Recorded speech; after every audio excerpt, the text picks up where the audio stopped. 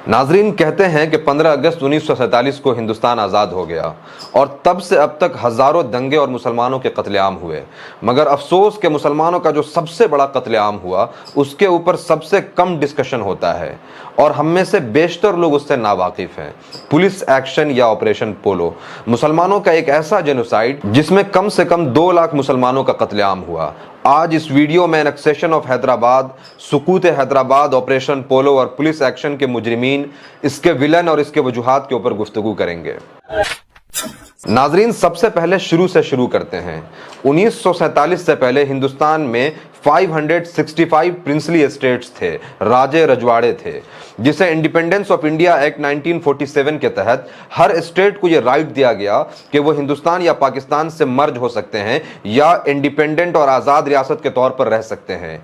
कई princely estate ने हिंदुस्तान और पाकिस्तान में मर्ज होने से इनिशियली इनकार कर दिया, लेकिन फिर बाद में एग्री हुए और एक दूसरे देश के साथ मर्ज होते गए। मगर इसमें 6 स्टेट ऐसे हैं जिन्होंने यूनियन ऑफ इंडिया में मर्ज होने से ना सिर्फ इनकार किया, बल्कि ये प्रोसेस, इनका हिंदुस्तान से मर्ज होने का जो प्रोसेस है वो काफ़ी ज़्यादा लेंदी हो गया, जिसमें 3 स्टेट, जोधपुर के महाराजा हसवंत सिंह, तिरुवनंतमपुर के सीपी रामास्वामी अय्यर और कश्मीर के राजा हरि सिंह, ये हिंदू राजा थे। इसके अलावा एक रियासत हैदराबाद के रूलर निज़ाम थे जिन्होंने भी ये कहा कि वह हिंदुस्तान और पाकिस्तान से मर्ज नहीं होंगे बल्कि एक आज़ाद रियासत के तौर पर रहने का फैसला किया। अभी नेगोशिएशन और मुज़ाकरात का दौर चल ही रहा था कि हैदराबाद को उस वक्त के इंडियन यूनियन में मर्ज करने के लिए, जम करने के लिए ऑपरेशन पोलो या पुलिस एक्शन किया गया। ऑपरेशन पोलो में क्या हुआ?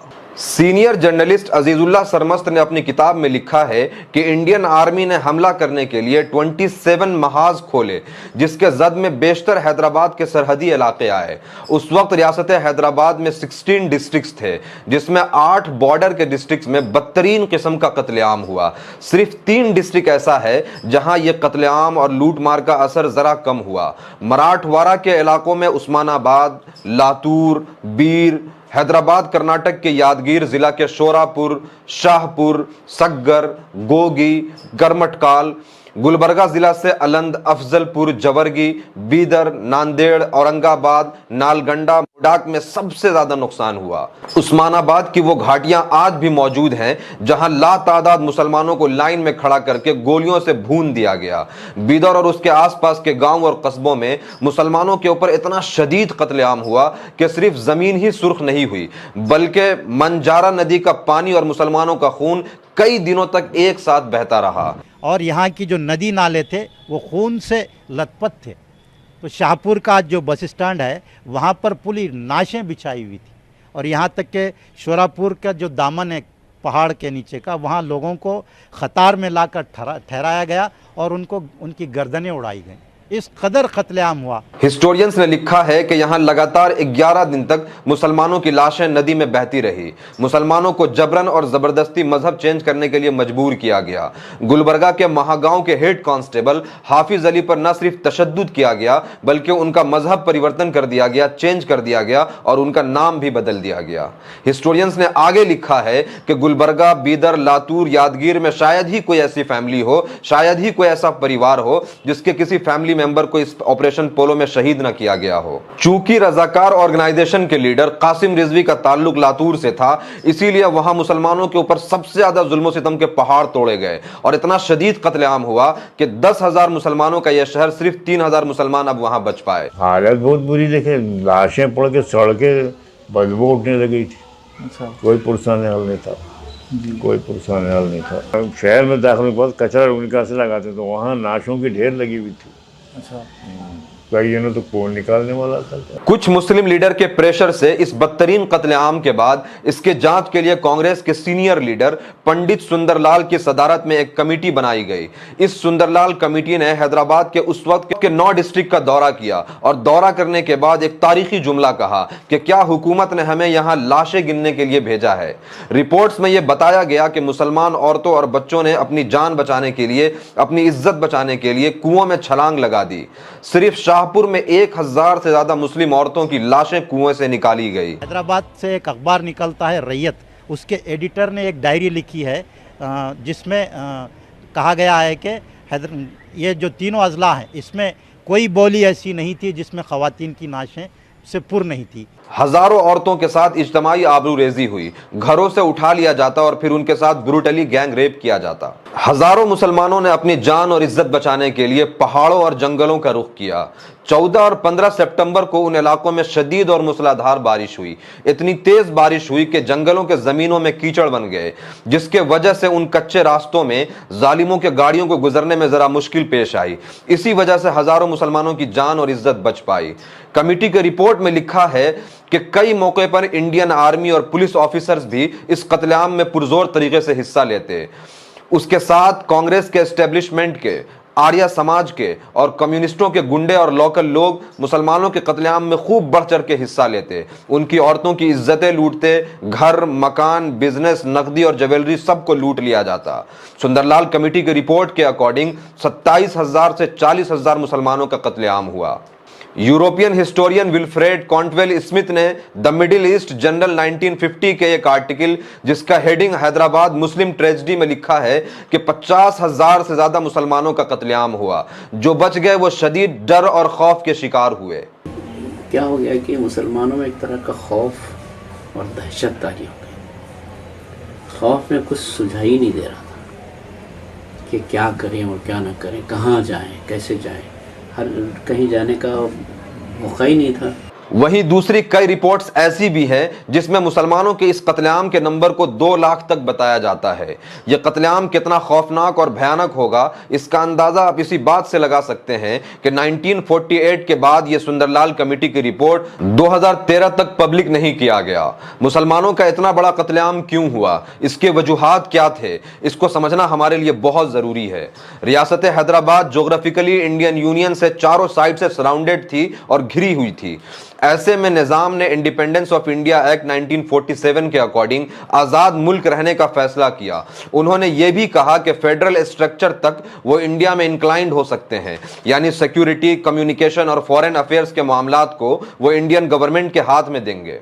मैं इंडिपेंडेंट बोलता हूँ, बट एक बोला था, I will not accede to India but I will associate with India. ये सब बोलते, मैं हिंदुस्तान से एसोसिएट करता हूँ, मैं डिफेंस देता हूँ, कम्युनिकेशन देता हूँ। ये 3 बोला, डिफेंस और कम्युनिकेशन एंड फॉरेन पॉलिसी। मगर चूंकि निजाम हैदराबाद इंडिपेंडेंट मुल्क रहना चाहते थे और communist leader Padma Bhushan award winner doctor T Hanuman Chaudhary के अकॉर्डिंग सरदार पटेल को यह कतई मंजूर नहीं था कि हिंदुस्तान के बीच में कोई मुस्लिम रूलिंग स्टेट हो, इसीलिए वो किसी भी तरीके से हैदराबाद को यूनियन ऑफ इंडिया में मर्ज करना चाहते थे। बावजूद इसके कि स्टैंड स्टिल एग्रीमेंट जिसकी मुद्दत 1 साल थी, उस एग्रीमेंट को खत्म होने में अभी टाइम था। हैदराबाद की सख्त तरीन माशी नाकाबंदी कर दी गई। तेल, पेट्रोल, पीने के पानी के लिए क्लोरीन और मेडिसिन की सप्लाई को ब्लॉक कर दिया गया। एयर स्पेस बंदरगाह को बंद कर दिया गया। From Karachi comes the story of how medical supplies have been flown to the independent state of Hyderabad, now virtually blockaded by India.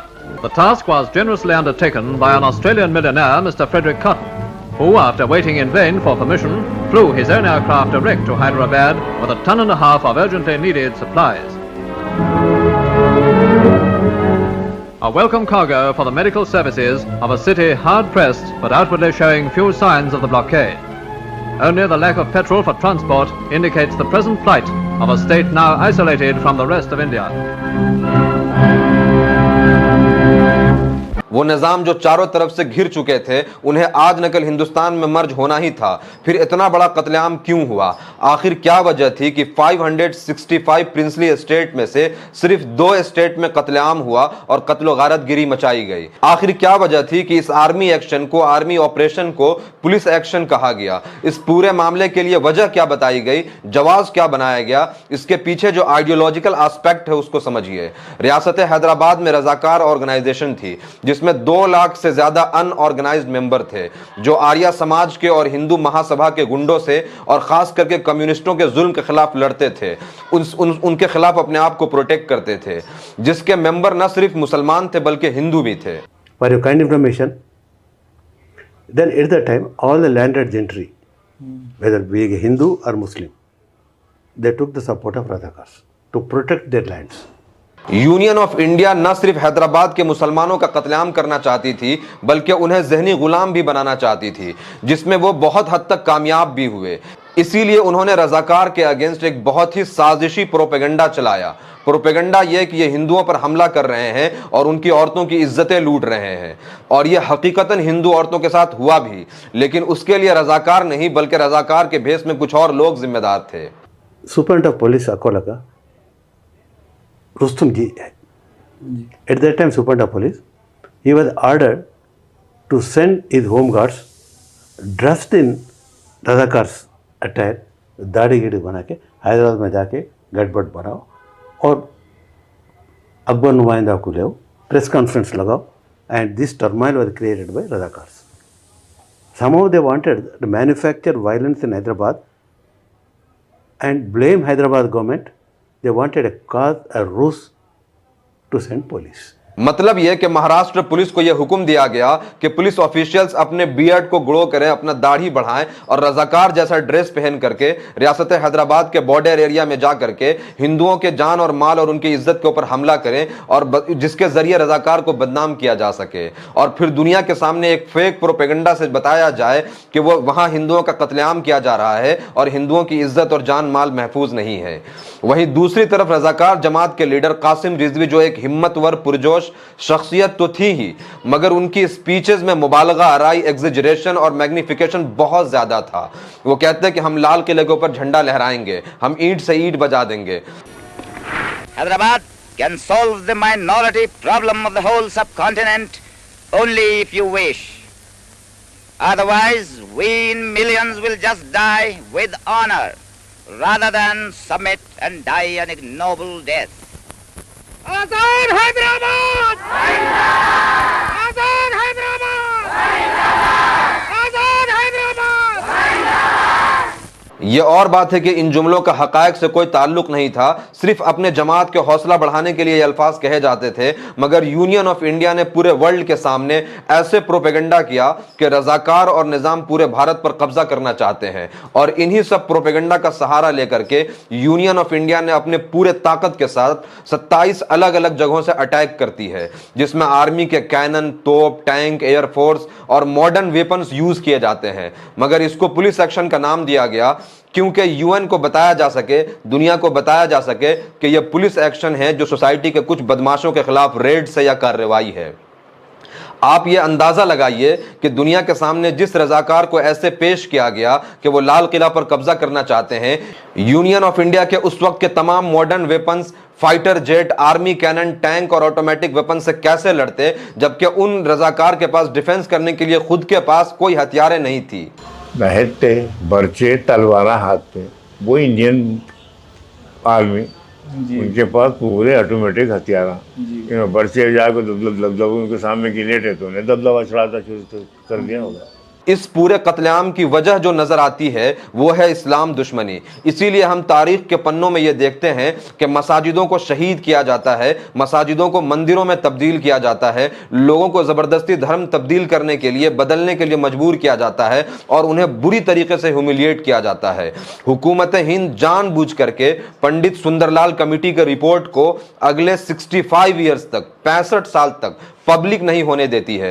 फिर उस वक्त यूनियन ऑफ इंडिया के हैदराबाद में डेलीगेशन के हेड के.एम. मुंशी अपनी diary the end of an era में 1948 के इतने बड़े कत्लेआम का कहीं जिक्र नहीं करते हैं। कम्युनिस्ट पार्टी ऑफ इंडिया के सीनियर लीडर पी सुंदरैया भी अपनी किताब Telangana people's struggle and its lesson में कहीं भी मुसलमानों के साथ हुए इतने बड़े जुल्म और इतने बड़े कत्लेआम का कहीं कोई जिक्र नहीं करते हैं। मुमकिन है वो ऐसा इसलिए कर रहे हो कि इससे गवर्नमेंट ऑफ इंडिया की बदनामी होगी, मगर कम से कम मुसलमान हिस्टोरियंस, इंटेलेक्चुअल्स, एक्टिविस्ट और जर्नलिस्ट तो अपने शहदाओं को खराज अकीदत पेश करते, उनके लिए लिखते, बोलते। इतना बड़ा सानिहा हुआ, लाखों लोगों का कत्लेआम हुआ, घर, मकान, बिजनेस सब लूट लिया गया। आज भी उनकी जमीनों के ऊपर नाजायज कब्जा है, मगर अफसोस न हम उन शहदाओं के ऊपर लिखते हैं, न बोलते हैं, न उनके ऊपर बात करते हैं।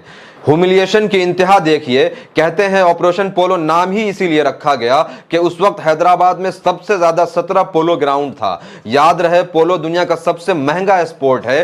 फिर ऑपरेशन पोलो के बाद मुसलमानों के साथ बहुत ही ज्यादा डिस्क्रिमिनेशन किया जाता है। मुस्लिम ऑफिसर्स को गवर्नमेंट के पोस्ट से हटा दिया जाता है। पुलिस एक्शन के बाद क्या हुआ, इतना नाइंसाफ मुस्लिम्स को हुए, मैं बयान नहीं कर सकता। जनरल चौधरी एक ही स्ट्रोक्स में क्या बोला, मुस्लिम ऑफिसर्स को आप लोगों को अंग्रेजी नहीं आते बोल के निकाल दिया। 16 जिला थे, 16 जिलों को डिस्ट्रिक्ट कलेक्टर से निकाल दिए, डिस्ट्रिक्ट सुपरिटेंडेंट ऑफ पुलिस गए, पूरे लोगों को निकाल दिया।